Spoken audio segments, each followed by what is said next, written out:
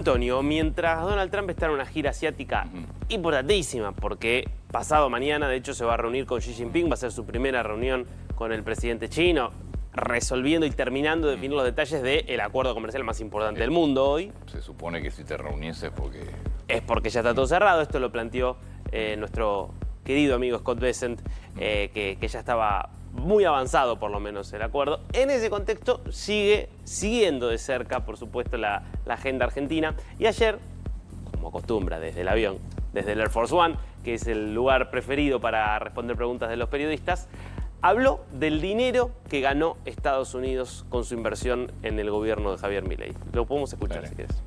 Going back to Argentina quickly, what do you think the state of the fiscal situation is there now? Do you think you'll have to do another Well, we have the all-time deal? expert right here. I think right now we've made a lot of money based on that election because the bonds have gone up, their whole debt rating has gone up. You know, that election made a lot of money for the United States. Now, we're not in that for money per se, but if you look at the value of the bonds, the debt, Scott, you can go ahead.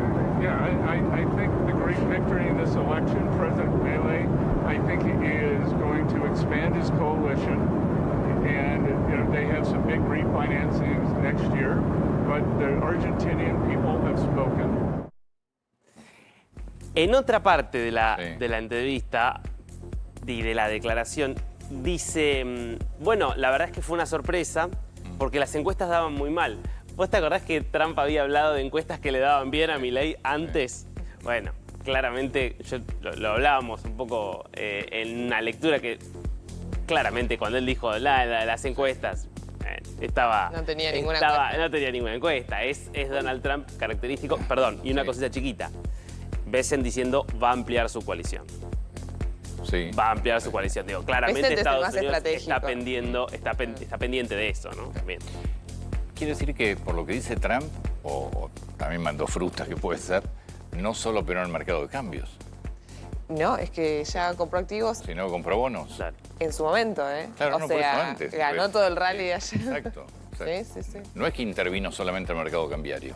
Totalmente. Estuvo o sea, comprando bonos, porque el Trump voy a se ganar refería a la plata. ganancia Totalmente. por los bonos. Totalmente. 24,5% de los bonos en dólares ayer y acciones 30% en dólares. Pero no Es había que sido público. No había sido... que- A ver, No. se había hablado... Sí. Bessent en ese whatever it takes había Ese- hablado de eso compra era, de bonos, sí. pero nunca se confirmó. Claro, Estados Unidos claro. compró X cantidad de bonos, ¿es verdad? Trump te está diciendo que efectivamente intervinieron en el mercado de bonos. Claro, con esos pesos, recuerden, vendieron dólares, compraron pesos, que hicieron con los pesos parte de plazo fijo y parte compraron bonos y acciones. Sí. Clara. Bueno, ¿y qué pasó con el dólar ayer? Abrió la jornada a la baja, el mayorista llegó a 1.350, en el banco se veía en el mínimo en 1.380. 145 pesos de baja tuvo. Exactamente, al Inicial. principio sobre reacción, mucha gente con miedo, salió a vender. Suele pasar que tenés un overshooting o para arriba o hacia abajo. Pero, claro, a la mitad de la jornada se empezó a dar vuelta y empezó a subir y terminó cerrando el MEP en 1.440 y el oficial en 1.460. ¿Por qué? Dos grandes razones. Primero, porque hubo una sobrereacción, pero después, durante la jornada, casi todos los bancos de Estados Unidos empezaron a publicar sus informes. Estamos viendo en pantalla algunos. Goldman Sachs, Bank of America, JP Morgan, todos. La mayoría actualizaron sus proyecciones. En un rato te voy a contar para ellos a cuánto va a cerrar el dólar a fin de año. Pero hubo dos, particularmente UBS y Citibank, que dijeron felicitaciones, muy bueno lo que sucedió, pero la Argentina tiene que ser más clara con qué va a pasar con el esquema cambiario a largo plazo. Exactamente eso es lo que dice, por ejemplo, Citi en el mensaje que le manda a sus clientes. Dice, ahora va a haber un alivio en los mercados locales, enfocado en el ámbito cambiario. Pero aún se aguarda una decisión definitiva sobre el régimen cambiario a largo plazo. ¿Por qué? Claro, Que sistemáticamente Caputo viene confirmando el se sistema de bandas. mantienen las bandas. Totalmente. Quizás la La duda... banda es que si vos la vas abriendo en forma divergente, cada vez es más amplia la banda. Totalmente, lo que tiene es que la banda avanza al 1%, hay que estar atentos a qué pasa con la inflación. Y después quizás lo que pide el mercado tener en claro es, dentro de las bandas, ¿va a ser libre el esquema cambiario o no? Ayer, por ejemplo, el presidente dijo, teóricamente, dentro de las bandas, es un tipo de cambio libre, flexible, sin intervención. Pero, semanas antes de las elecciones, vimos intervención. Está bien, pero si vos tenés superávit, no hablo de las reservas, a través del tesoro. Exacto. ¿Por qué no intervenís? No, ¿por qué no compras? Bueno, porque se supone, teóricamente, o es lo que no está claro, y el mercado, Citibank, por ejemplo, está pidiendo claridad, se supone que dentro de las bandas no hay intervención, teóricamente, pero la hubo en las últimas semanas. Entonces, ahí hay una falta de claridad y de transparencia. Por ejemplo, el Tesoro de Estados Unidos todos los días al mediodía publica un informe de todos los movimientos que hace. Esa falta de transparencia no está. No está claro, ¿es No es- libre o no ¿No el es esquema? contradictorio decir se mantiene el esquema de bandas que está entre que 900 y... Y ahora lo tenés por debajo de 1.500. debajo. 1.494 es el techo hoy. Y que al mismo tiempo decir estoy cómodo con un dólar a 1.500, que es el techo, no en el medio, que es donde se supone que... Eso no lo Creo entendí. que eso significa que llevámelo al techo de la banda, que igual estoy cómodo, me parece.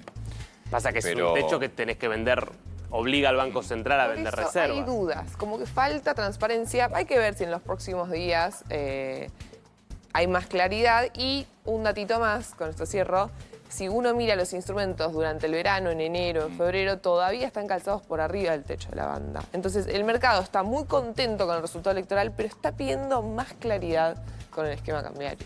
Luego fíjate que el dólar ayer se derrumba y después recupera. Sí, Y se acerca más a los valores de comodidad. de Caputo. Sí.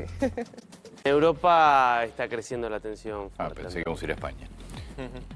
España, después vamos a ir. Sí, me Después imagino, vamos a pero ir. no sé por qué Sí, pensé sí. que... Interesante lo que está Nos pasando en metíamos. España. También está Sí. creciendo la tensión interna.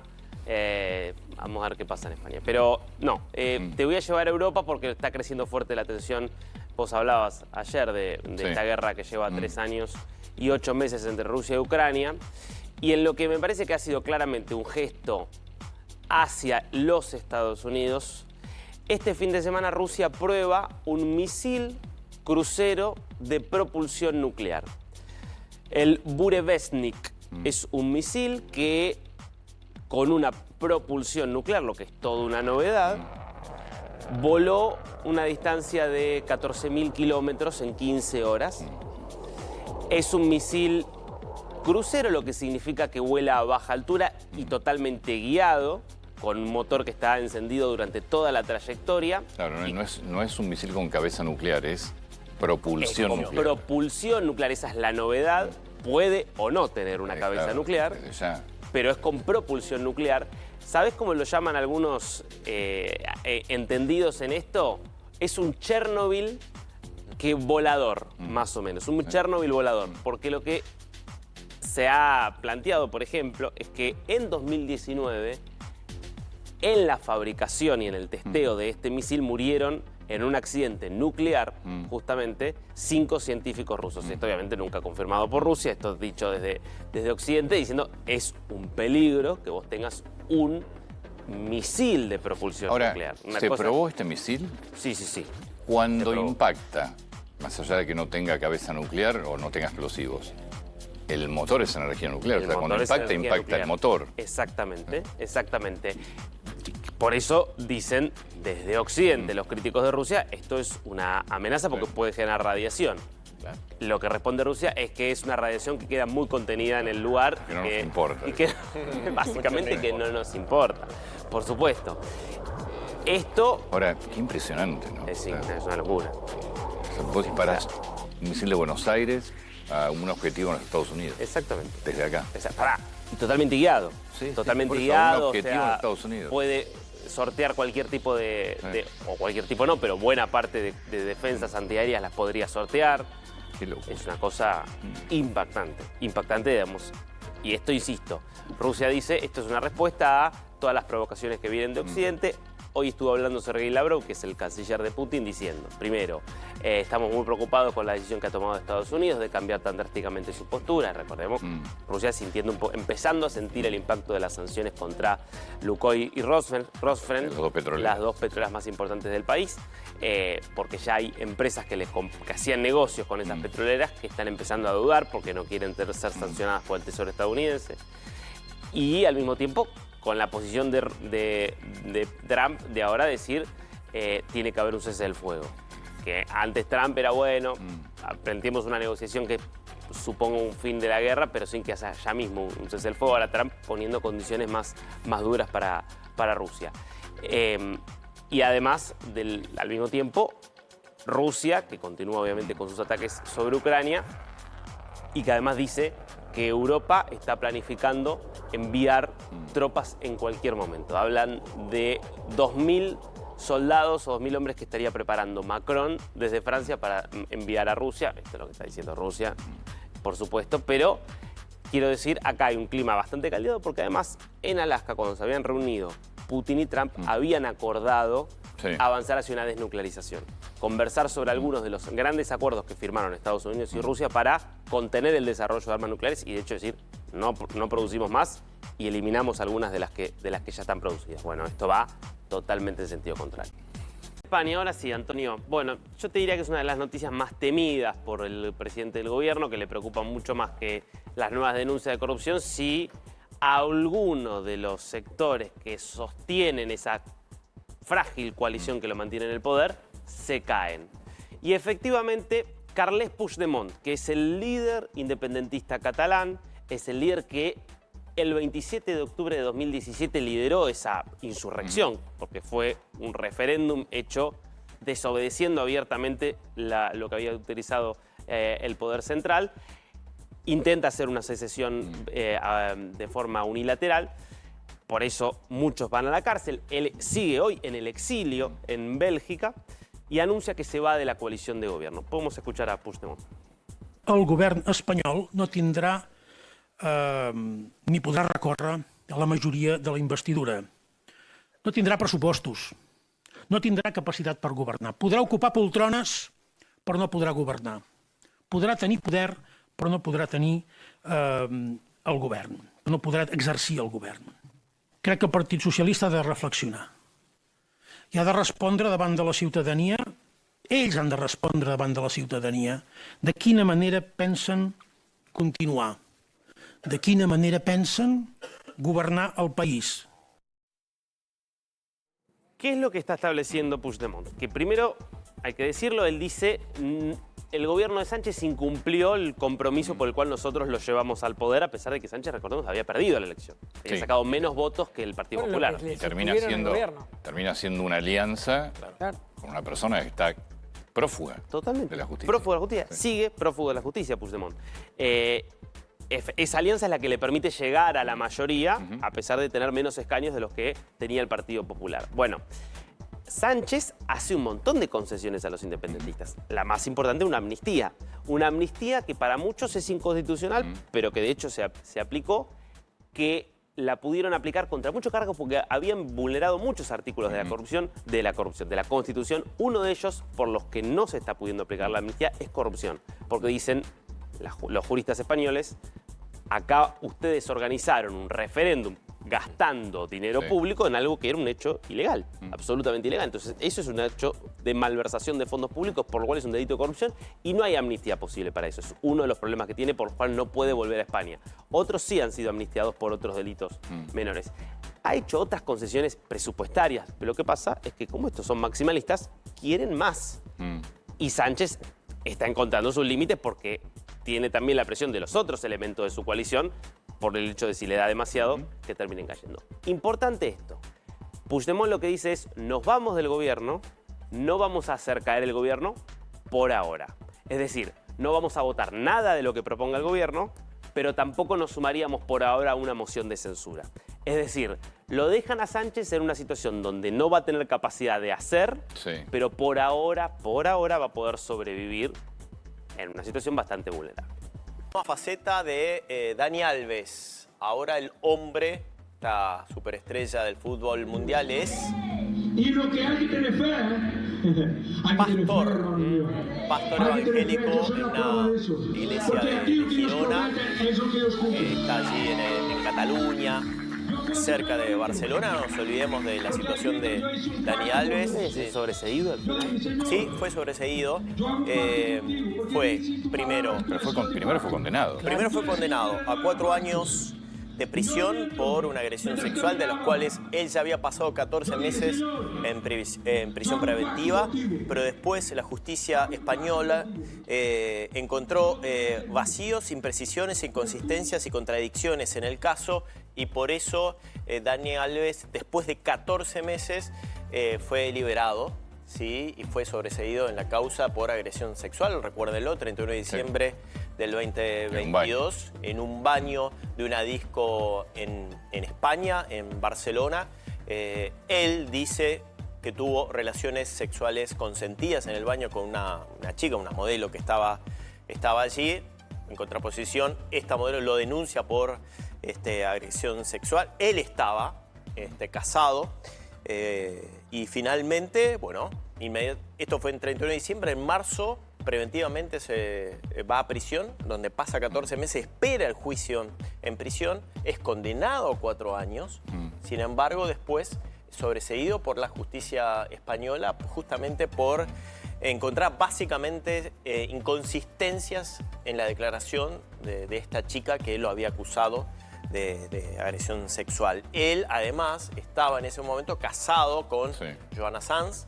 Se divorcia. Se divorcia, pero se vuelve a juntar en ese momento con su ex esposa, y hace un par de meses fueron padres por primera vez. Su primer hijo de Joana con Dani Alves, y ahora es pastor evangélico en una iglesia en Girona.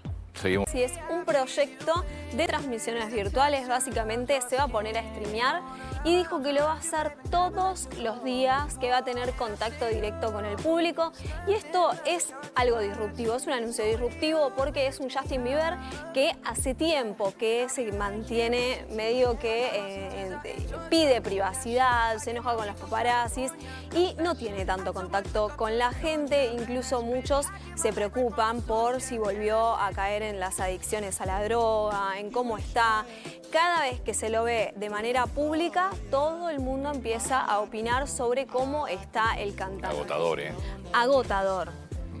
Y esta decisión de Justin Bieber sorprende porque viene justamente con un perfil de querer alejarse de todo lo que se habla de él. Bueno, esta vez dijo: todos los días hasta fin de año voy a aprender Twitch, voy a hablar con la gente para que me vean que estoy bien, y ya empezó.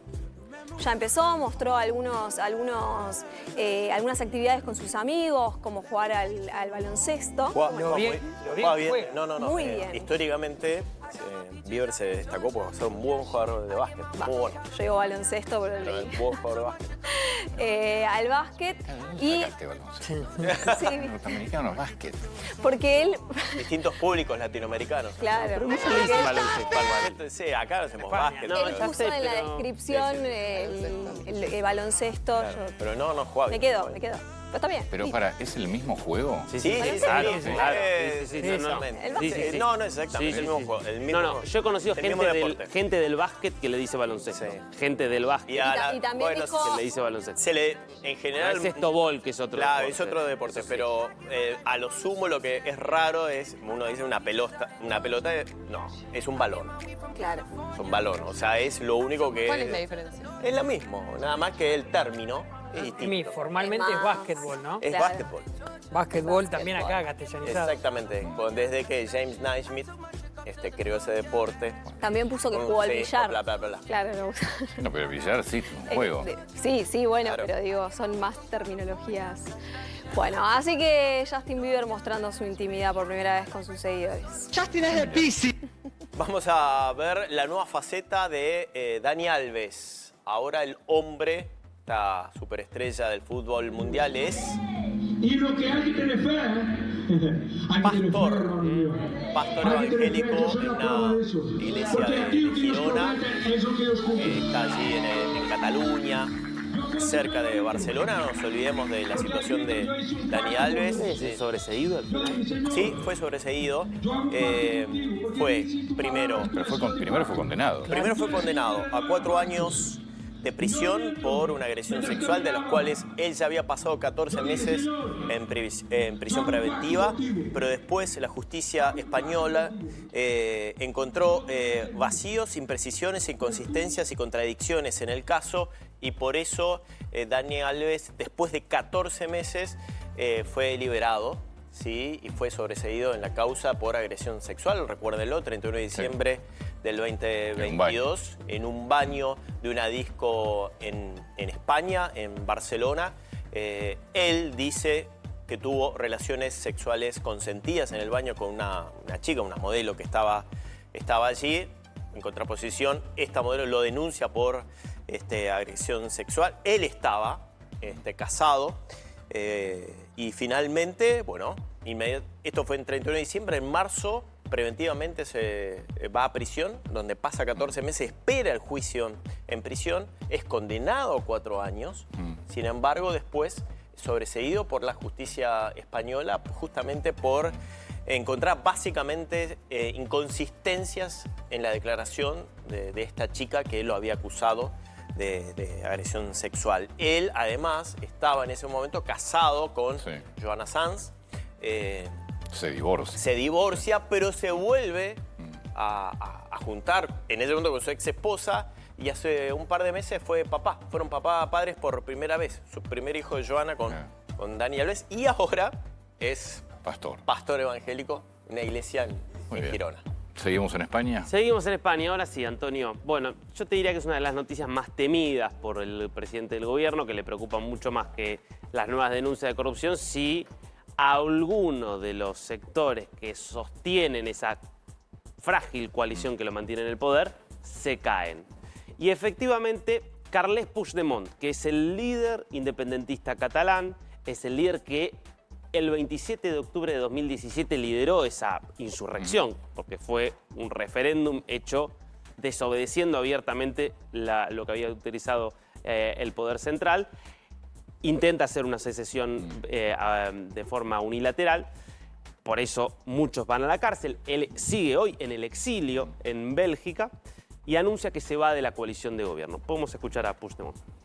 El govern espanyol no tindrà ni podrà recórrer a la majoria de la investidura. No tindrà pressupostos, no tindrà capacitat per governar. Podrà ocupar poltrones, però no podrà governar. Podrà tenir poder, però no podrà tenir el govern, no podrà exercir el govern. Crec que el Partit Socialista ha de reflexionar i ha de respondre davant de la ciutadania, ells han de respondre davant de la ciutadania de quina manera pensen continuar, de quina manera pensen governar el país.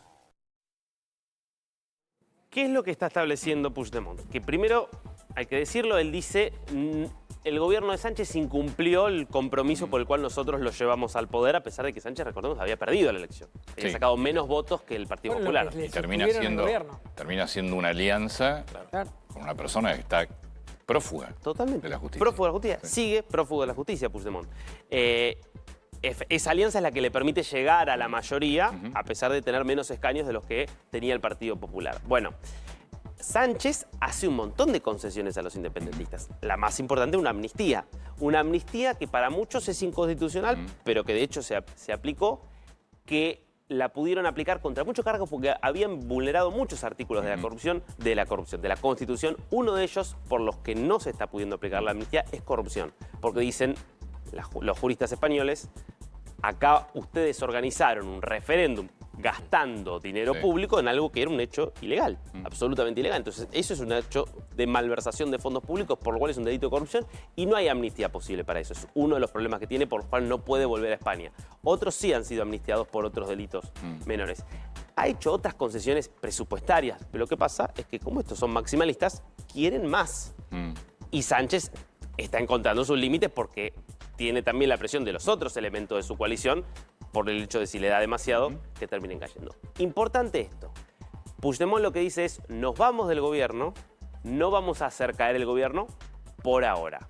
Es decir, no vamos a votar nada de lo que proponga el gobierno, pero tampoco nos sumaríamos por ahora a una moción de censura. Es decir, lo dejan a Sánchez en una situación donde no va a tener capacidad de hacer, pero por ahora va a poder sobrevivir en una situación bastante vulnerable.